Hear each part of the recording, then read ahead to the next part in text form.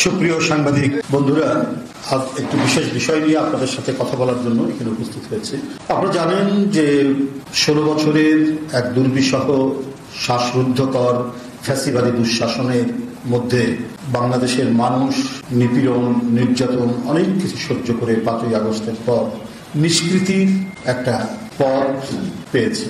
মানুষ প্রত্যাশা করছে যে আগামী সময়ে অল্প কিছুদিনের মধ্যে, কয়েক মাসের মধ্যে একটা অবাধ সুষ্ঠু নির্বাচনের মধ্যে দিয়ে জনপ্রতিনিধিদের কাছে ক্ষমতা হস্তান্তর হবে। সেই ক্ষেত্রে অন্তর্বর্তীকালীন সরকারের উপর যে অর্পিত দায়িত্ব, সেই দায়িত্ব তারা যথাযথভাবে পালন করছেন এবং এর মধ্যে সংস্কার নিয়ে যে আলোচনাগুলো হয়েছে এবং আলোচনাগুলো চলছে, সেই সংস্কার নিয়ে যে কমিশনগুলো গঠিত হয়েছে, সেই কমিশনের যে সুপারিশগুলো, সেটার সাথেও রাজনৈতিক দলগুলো তারা অধিকাংশ মতামতের বিষয়ে ঐক্যমত পোষণ করেছেন, যা আমরা সংবাদপত্রে দেখতে পাচ্ছি বা আমাদের দলের আলাপ আলোচনার মধ্যেও আমরা যা দেখতে পাই বা আমরা যেটা শুনতে পাই। সবকিছু মিলিয়ে মানুষের আশা আকাঙ্ক্ষার সাথে তাল মিলিয়ে আমাদের আগামী দিনের রাষ্ট্র এবং সমাজ বিনির্মাণের একটা পথরেখা তৈরি হচ্ছে বা আরো সম্পূর্ণরূপে তৈরি হবে বলে মানুষের প্রত্যাশা। এই প্রত্যাশার মাঝেও অনেক ঘটনা, অনেক বিষয় যা মানুষকে ভাবিয়ে তুলছে, মানুষকে ভাবায়।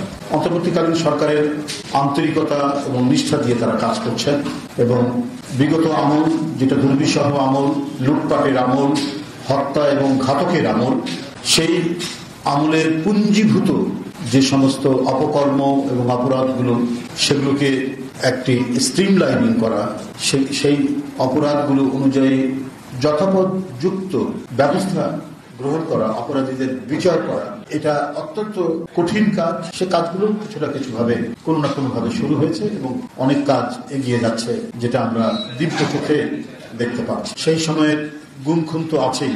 ভিন্নমত দমনের আমরা যে নিষ্ঠুর পন্থাগুলো অবলোকন করেছি, দেখেছি এবং আমরা যারা ভুক্তভোগী, গোটা জাতির অদৃশ্য করে দেওয়া, জোরপূর্বক গুম করে দেওয়া, বিচার বহির্ভূত হত্যা, প্রতিনিয়ত ঘটনা, এই সমস্ত ঘটনাগুলো তো চলছে, গুপ্ত হত্যা এবং বিশেষ করে বিরোধী রাজনৈতিক নেতৃবৃন্দ যারা জনপ্রতিনিধি ছিলেন, একেবারে এমপি থেকে শুরু করে ওয়ার্ড কাউন্সিলর পর্যন্ত কেউ নিস্তার পায়নি শেখ হাসিনার দুর্বিষহ দুঃশাসন। তো এইরকম যে পরিস্থিতি, সেই পরিস্থিতির মধ্যে তারা যে অবস্থা তৈরি করেছিল, এই জন্যই গোটা দেশটাকে একেবারে নিংড়ে নিয়ে তাদের শাসন অব্যাহত রাখতে চেয়েছে। গোটা জাতির রক্ত চুষে নিয়ে তারা তাদের সিংহাসন অটুট রাখতে চেয়েছে। দেশ থেকে টাকা পাচার, ব্যাংক হরিলুট, দেশের অর্থনীতিকে সম্পূর্ণরূপে পঙ্গু করে দিয়ে যে লুটপাটের স্বর্গরাজ্য তৈরি করেছিল, সেখান থেকেও আস্তে আস্তে অর্থনীতির যে ইতিবাচক চিহ্নগুলি এখন দেখা যাচ্ছে, সেটাও আমি মনে করি যে অন্তর্বর্তীকালীন সরকারের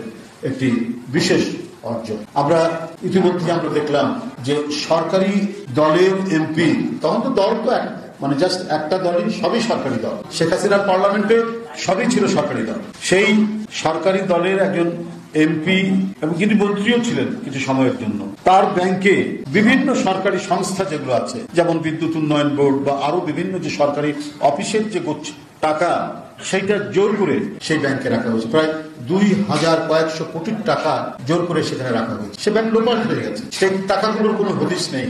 আগে ছিল ফার্মার্স ব্যাংক, এখন নাম হয়েছে পদ্মা ব্যাংক। একেবারে উদাহরণ, সরকারি প্রতিষ্ঠানের টাকা তো জনগণের টাকা, সেই যে তহবিলটা বিভিন্ন প্রতিষ্ঠানে থাকে, তারা কোনো না কোনো ব্যাংকে রাখতে হয়। কিন্তু যেহেতু এটা আওয়ামী লীগের এমপির ব্যাংক, তাই অধিকাংশ সরকারি প্রতিষ্ঠানকে সেখানে রাখতে, আজ সেগুলোর কোনো হদিস। বারবার কেন্দ্রীয় ব্যাংক, বাংলাদেশ ব্যাংক নির্দেশনা দেওয়ার পরেও তারা এটার কোনো কুল কিনারা করতে পারছে। এটা একটা ছোট্ট নমুনা আমরা বললাম। এরপরে যে কত অনাচার, কত অবৈধ অপকর্ম স্বয়ং প্রধানমন্ত্রী তার পরিবার করেছেন, আপনার প্রতারণামূলক ভাবে প্লট নিয়েছেন, টাকা পাচার করেছেন, এগুলো ঘটনা তো আছে। ইংল্যান্ডের এমপি টিউলিপ সিদ্দিকী, তার বাংলাদেশের পাসপোর্ট এবং আইডেন্টিটি কার্ড রয়েছে। তিনি ব্রিটেনেরও নাগরিক হয়েছেন এবং নাগরিক হয়েছেন বলেই তো সেখানে তিনি এমপি হতে পারেন। এই যে প্রবঞ্চনা, প্রতারণা, মানুষের চোখকে ফাঁকি দিয়ে অপকর্ম করা, এটা যেন একেবারে ডাল ভাত হয়ে গিয়ে শেখ হাসিনার জন্য এই সমস্ত অপকর্ম করার কোনো বিষয় ছিল না। অবাধে তিনি করতে পারতেন। পূর্বাচলে প্লট ছেলের নামে, ভাগ্নির নামে, ভাইটার নামে, মেয়ের নামে, জামাইয়ের নামে, কেউ বাদ নেই। অথচ শেখ হাসিনার ঢাকা শহরে বাড়ি আছে। নিয়ম অনুযায়ী ঢাকা শহরে যদি বাড়ি থাকে, সে আর কোনো প্লট, সরকারি প্লট পেতে পারে না। কিন্তু শেখ হাসিনা গায়ের জোরে তার ফ্যাসিবাদী শাসনের জোরে তার আত্মীয় স্বজনের নামে সেটা। তো এই পরিস্থিতি তো আমরা দেখে এসেছি, সেখান থেকে মানুষ পরিত্রাণ চাচ্ছে এবং পরিত্রাণ চাচ্ছিল বলেই সেই শিশু, বাচ্চা, তরুণ শিক্ষার্থীদের পাশে বাবা মা নেমে এসে যে বিপুল তরঙ্গ তৈরি করে শেখ হাসিনাকে পালাতে বাধ্য করে দেশের জনগণ। এরপরের সময়টা তো হবে অত্যন্ত শান্তিপূর্ণ, স্বস্তিদায়ক। সেখানে যদি কিছু কিছু ঘটনা এমন ঘটতে থাকে যেটিতে জনসমাজের মধ্যে ভীতি এবং শঙ্কা তৈরি করবে কেন? আপনার এই যে মব সংস্কৃতির কথা যেটা বলা হয়েছে, 2 দিন আগে রংপুরের তারাগঞ্জ উপজেলায় হিন্দু সম্প্রদায়ের 2 জন মানুষ, একজন প্রদীপ লাল এবং তারাপদ লাল বা এই ধরনের জন্য, তাদেরকে এই মব সংস্কৃতি অর্থাৎ বেশ কিছু লোক মিলে তাদেরকে পিটিয়ে মারল। কত দুর্ভাগ্যজনক। পুলিশ সেখানে গেছে, খবর পেয়ে গেছে, গিয়েও ফিরে এসছে যে মবের মধ্যে পড়তে চায়নি।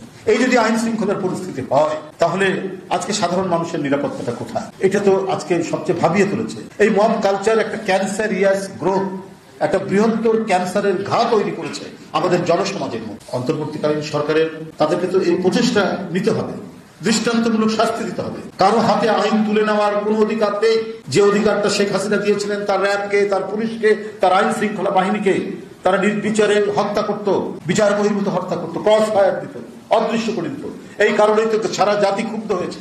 সারা জাতি ক্ষুব্ধ হয়ে শেখ হাসিনার বিরুদ্ধে একযোগে বাবা মা সন্তান সহ রাস্তায় নেমে এসে তাকে পতন ঘটে। কিন্তু আবার কেন এই ধরনের পরিস্থিতি তৈরি? অবিলম্বে এমন আইন প্রণয়ন করা হোক, এমন দৃষ্টান্তমূলক শাস্তি ব্যবস্থা করা হোক যে কেউ যাতে হাতে আইন তুলে নিতে সাহস না করে, কেউ যাতে সংঘবদ্ধ হয়ে সে যদি অপরাধীও হয় তাকে তো হত্যা করা, বেআইনি ভাবে হত্যা করার কোনো অধিকার নেই। কেন একটা উস্কানিমূলক কথার উপর সাই দিয়ে অনেক লোক এসে একজন মানুষকে হত্যা করে চলে যাবে? এই ঘটনা হতে পারে না। এটা একটা সভ্য সমাজের নমুনা হতে পারে না। অন্তর্বর্তীকালীন সরকার এই বিষয়ে কঠোর ব্যবস্থা করতে হবে। মানুষের অকারণে জীবন চলে যাবে এই নিশ্চয়তা আজকে একটা সরকার থাকা অবস্থায় কেন এই ধরনের নিশ্চয়তা তৈরি হবে যে আইন বহির্ভূত হবে তার জীবন চলে যাবে? বরং একটি জনকল্যাণমুখী সরকারের দায়িত্ব হচ্ছে যে আইনগতভাবে বিচারের মাধ্যমে সে যত বড়ই অপরাধী হোক তার বিচার। কোন মানুষের জীবন যেন বেআইনি ভাবে বিচারের বাইরে তার জীবন চলে না যায়, সে যেন হত্যাকাণ্ডের শিকার না হয়, এটা আজকে দেখা অত্যন্ত জরুরি। এই সমস্ত ঘটনাগুলো আজকে হচ্ছে, আজকে আইন বহির্ভূত কাজগুলো হচ্ছে বলেই আজকে নানাভাবে বিচ্ছিন্নভাবে আরো বিভিন্ন ধরনের অনৈতিক কাজগুলো বিস্তার লাভ। কেন এই বিস্তার? এবং এর মধ্যে দিয়ে আপনার অনেকেই সুযোগ সন্ধানীরা সুযোগ নেওয়ার চেষ্টা, সেই সুযোগ সন্ধানীরা সুযোগ নেওয়ার চেষ্টা করছেন কিভাবে? একটা দৃষ্টান্ত আপনার দেখায়। হ্যাঁ, যারা অপরাধ করছেন আমাদের দলের, যাদের নামে সুস্পষ্ট অভিযোগ রয়েছে, কোন প্রকার দেরি না করে তাদেরকে প্রথমেই শাস্তিমূলক ব্যবস্থা নেওয়া হচ্ছে, হয় পদ স্থগিত, তারপরে তদন্ত করে যখন আরো প্রমাণ হচ্ছে যে না সেই আসলেই অপরাধী, তখন দল থেকে বহিষ্কার করা। শত শত হাজার হাজার নেতাকর্মীকে এই 1 বছরের মধ্যে আপনার বহিষ্কার করা হয়েছে বিভিন্ন ধরনের অপরাধমূলক কর্মকাণ্ড। আমরা যখন শুনেছি আমাদের দলের অঙ্গ সংগঠনের কেউ কোনো জায়গা দখল করেছে, কোনো জমি দখল করেছে, সে হোক আওয়ামী দোসরদেরও যদি হয়, আমরা সেই ক্ষেত্রে তাদেরকে কোন ধরনের আশকার তো সে পায়নি, সাথে সাথে তার বিরুদ্ধে ব্যবস্থা গ্রহণ করা। কিন্তু এই সুযোগে আবার দুষ্ট চক্র তৈরি। চট্টগ্রামে আপনি দেখুন, চট্টগ্রামে চাঁদাবাজি নয়, নেপথ্যে নকশা বহির্ভূত ভবন নির্মাণ কাজ। হঠাৎ ফেসবুক লাইভে এসে চট্টগ্রামের জনৈক ইকবাল বিএনপি নেতার বিরুদ্ধে চাঁদাবাজির অভিযোগ তুলে ধরার পর সেই ভিডিও সামাজিক যোগাযোগ মাধ্যমে ভাইরাল হয়। আমি এটা সামাজিক যোগাযোগ মাধ্যমে পেয়ে আমি সাথে সাথে চট্টগ্রামের নেতাদের সাথে যোগাযোগ করি, বলছি ইমিডিয়েটলি যে ভিডিওটি ভাইরাল হয়েছে, একজন ব্যক্তি সে একটা ঘরে অবরুদ্ধ দেখাচ্ছে, তার নাকের এখান থেকে রক্ত পড়ছে এবং বলা হচ্ছে যে তাকে বিএনপির লোকরা ঘিরে রেখেছে, তাকে মারধর করেছে, সে সাহায্য চায়। পরে বিএনপির নেতৃবৃন্দের সাথে যোগাযোগ করলাম, নানাভাবে তারা পুলিশের সাথে যোগাযোগ করলো, সম্পূর্ণ এটা একটা ঘটনা নেই। সে কোনো জায়গা থেকে কোনো রং টং দিয়ে করেছে, নাকের এখানে লাগিয়েছে এবং সেখানে হচ্ছে সিটি কর্পোরেশনের বা চট্টগ্রাম কি বলে যে কর্তৃপক্ষের, উন্নয়ন কর্তৃপক্ষের যে নকশা, সেই নকশা বহির্ভূত আপনার বিল্ডিং সেখানে তোলা হচ্ছে, ভবন নির্মাণ করার চেষ্টা করছিল এই লোক। তো তাকে বোধহয় অফিসিয়ালি তাকে বাধা দেওয়া, তাকে কোনো ধরনের হেনস্থা বা তার কোনো গায়ে হাত দেওয়া হয়নি বা কিছু হয়নি। সে এটা আমি আপনাদের সামনে একটু বলি। চট্টগ্রামের চকবাজার থানাধীন রাহাত্তারপুর এলাকার সেই ঘটনার ভিডিও ছড়িয়ে বিএনপি নেতা হারুনের চাঁদাবাজির ঘটনা বলে অপপ্রচার করা। ওই ছেলেটি, ইকবাল নামের ওই ছেলেটি এই অপপ্রচার করে বিএনপি নেতা হারুনের। খোঁজ নিয়ে জানা যায় যে পেশায় ইবনে সিনা হাসপাতালের চিকিৎসক ইকবালের বাড়ি নির্মাণে চট্টগ্রাম উন্নয়ন কর্তৃপক্ষের কাছে জমা দেওয়া নকশা না মানার অভিযোগ দেওয়া হয় সমাজ কল্যাণ পরিষদের তরফ থেকে। চট্টগ্রাম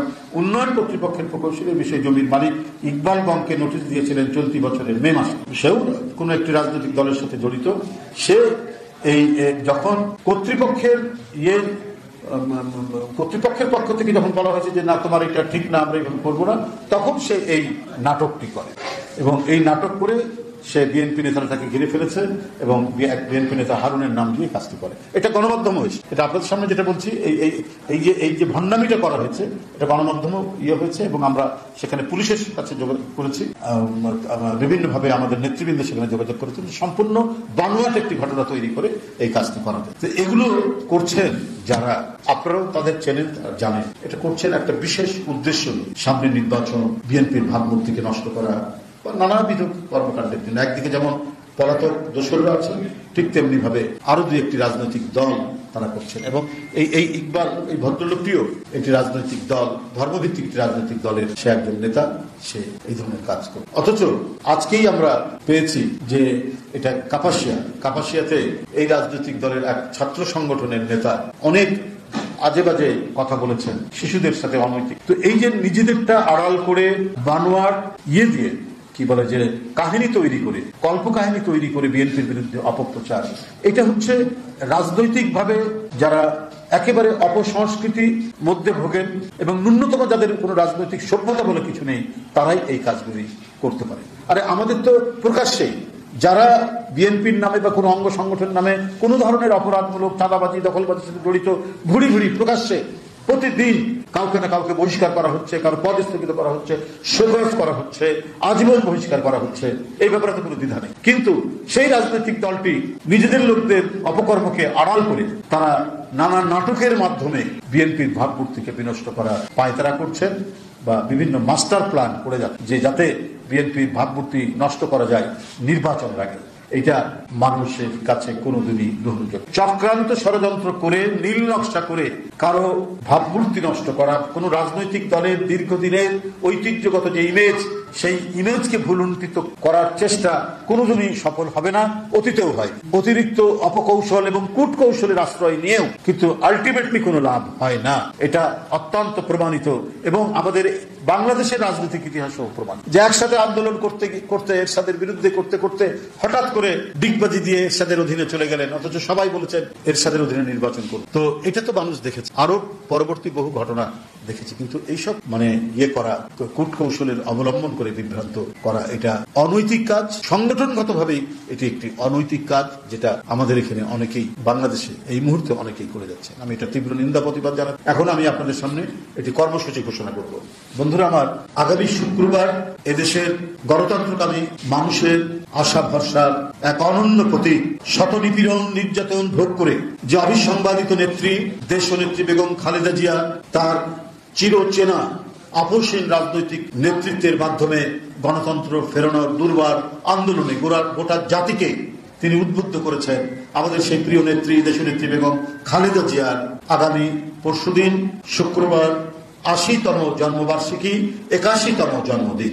৮০তম জন্মবার্ষিকী, ৮১তম জন্মদিন। এই দিনটি উপলক্ষে বাংলাদেশ জাতীয়তাবাদী দল ঢাকা কেন্দ্রীয় কার্যালয় সহ সারা দেশে বিএনপির কার্যালয়গুলোতে অথবা মসজিদে দোয়া মাহফিল অনুষ্ঠিত করবে। দেশনেত্রী বেগম খালেদা জিয়ার আশু সুস্থতা কামনা এবং তার দীর্ঘ জীবন কামনা করে এবং ৭১, ৯০, ২০২৪ সমস্ত আমাদের স্বাধীনতা সংগ্রাম এবং গণতান্ত্রিক আন্দোলনে যারা শহীদ হয়েছেন তাদের আত্মার মাগফিরাত কামনা করেও আমরা সেদিন দোয়ার অনুষ্ঠান করব।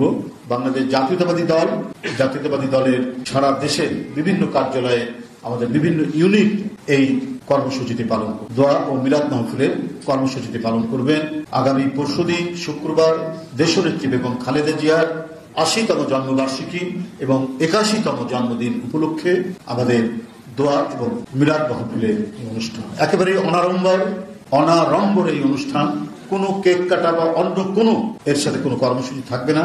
শুধু তার দীর্ঘ জীবন কামনা করে এবং তার আশু সুস্থতা কামনা করে, তার রোগ মুক্তি কামনা করে আমাদের দোয়া এবং মিলাদ এই কর্মসূচিটি আমি আপনাদের সামনে ঘোষণা করব। ধন্যবাদ সবাই।